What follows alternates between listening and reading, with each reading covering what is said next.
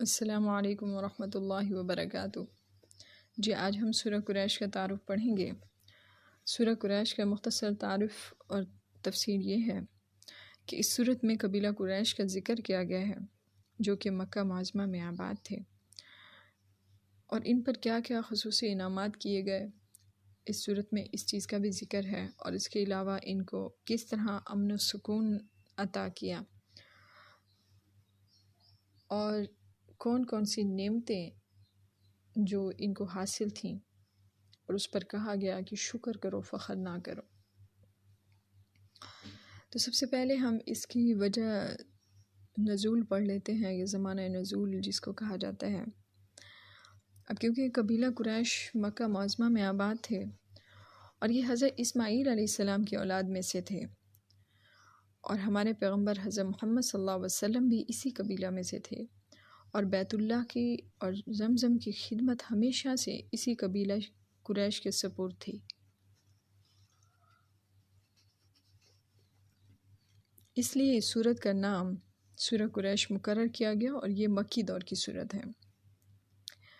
قریش پر جو خصوصی انعامات کیے گئے وہ اس سورت میں بتائے گئے ہیں، اور قریش کو احسان یاد دلایا گیا ہے کہ عرب قبائل کی یہ حالت تھی کہ بات بات پر لڑائی جھگڑا کرتے تھے اور جنگ پر اتر آتے تھے، اور معمولی سے معاملات پر جو ہے مارتے پیٹتے تھے ایک دوسرے کو۔ اس کے باوجود حرم مکہ میں فرمایا کہ آپ کو کس طرح محفوظ رکھا، نہ صرف یہ بلکہ خانہ کعبہ سے متعلق ہونے کی وجہ سے حرم سے باہر بھی دوسرے ملکوں میں عزت کی نظر سے آپ کو دیکھا جاتا ہے۔ سردی ہو یا گرمی، اپنے محبوب تجارتی سفروں میں شام یمن تک بے خوف جاتے تھے، یعنی کسی قسم کا جانی مالی نقصان کا ان کو خطرہ بھی نہیں ہوتا تھا، اور کوئی آنکھ اٹھا کر بھی ان کی جانب نہیں دیکھتا تھا۔ تو فرمایا ہے قریش، تم خدا کے اس احسان کے شکر گزار نہیں ہوتے، اور حرم کعبہ کی حقیقی عظمت کو سر بلند کرنے کے لیے خدا کے آخری پیغمبر صلی اللہ علیہ وسلم تم کو جس صداقت کی طرف، جس سچائی کی طرف، جس نیکی کی طرف بلاتے ہیں، اس پر تم لبیک کہنے کو تیار ہی نہیں ہو، بلکہ الٹا ان کی مخالفت کرتے ہو۔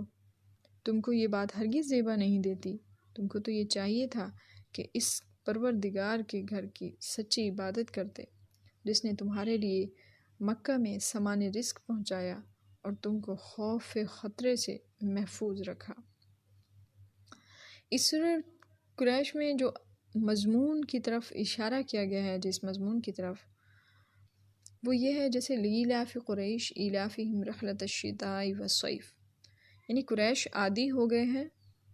یعنی جاڑے اور گرمی کے سفر کے عادی ہو گئے ہیں۔ جاڑے سے مراد سردی کا سفر، اور گرمی کے سفر کے عادی ہو گئے ہیں۔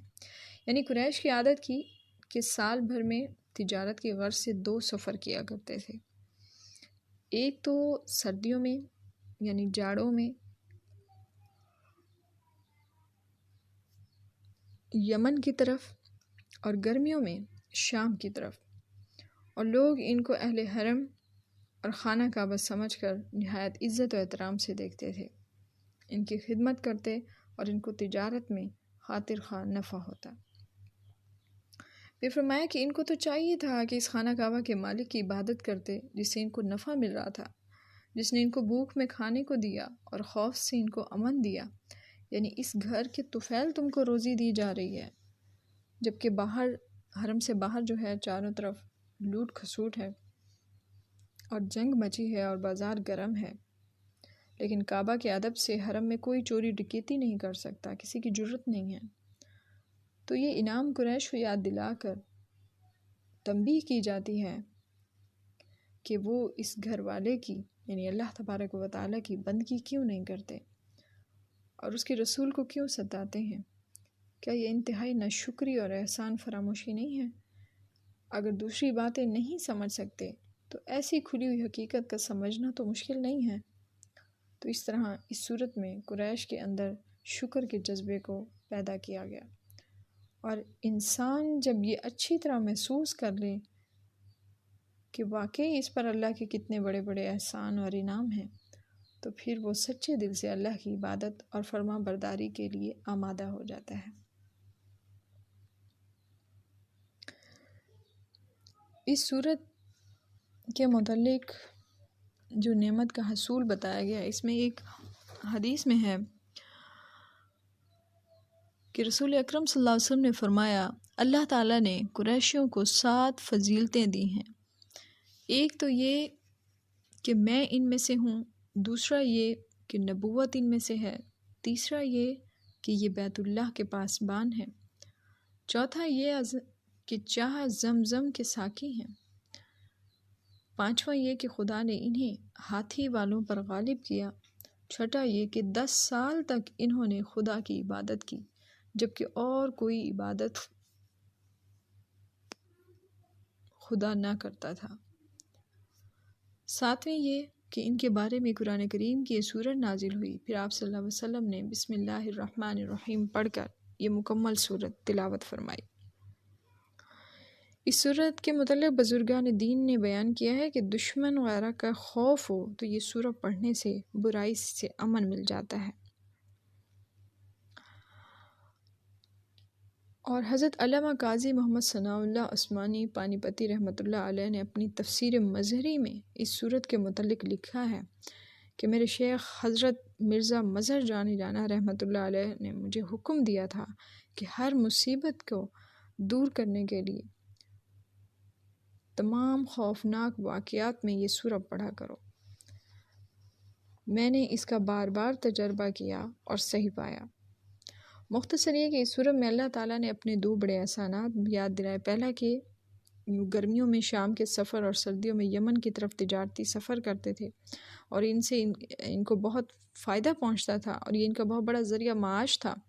دوسرا یہ احسان کہ انہیں ولد حرم یعنی امن عطا کیا گیا اور تحفظ کی نعمت حاصل کی گئی۔ یہ 2 نعمتیں ذکر فرما کر انہیں سمجھایا گیا کہ خود فریبی، خود پسندی اور قوم پرستی سے باز آ جاؤ اور بیت اللہ کے رب کی عبادت کرو جس نے تمہیں اتنی نعمتوں سے نوازا۔ یقیناً ہمیں بھی اللہ تبارک و تعالیٰ نے بے انتہا نعمتوں سے نوازا ہے، ہمیں صحت دی ہے، ہمیں عقل دی ہے، شعور دیا ہے، ہمیں وسائل دیے ہیں، امن و سکون دیے ہے۔ الحمدللہ ہم کسی کے محتاج نہیں ہیں، ہم کسی کی غلامی میں نہیں ہیں، ہم آزادی سے اپنے اللہ کے احکام کو پورا کر سکتے ہیں۔ تو یقیناً اللہ تبارک و تعالیٰ سے دعا ہے کہ ہم سب مسلمانوں کو بھی اپنی تمام نعمتوں کے شکر ادا کرنے کی توفیق عطا فرمائے۔ اللہ تبارک و تعالیٰ نے جو دینی اور دنیاوی نعمتیں ہمیں عطا کر رکھی ہیں اس پر ہم کو شکر کی توفیق عطا کریں اور دین و دنیا کا امن چین سکون ہمیں نصیب کریں، اور بیت اللہ کی زیارت اور وہاں کی عبادت اور بندگی کا شرف اللہ تعالیٰ ہم سب مسلمانوں کو نصیب فرمائیں۔ آمین یا رب العالمین۔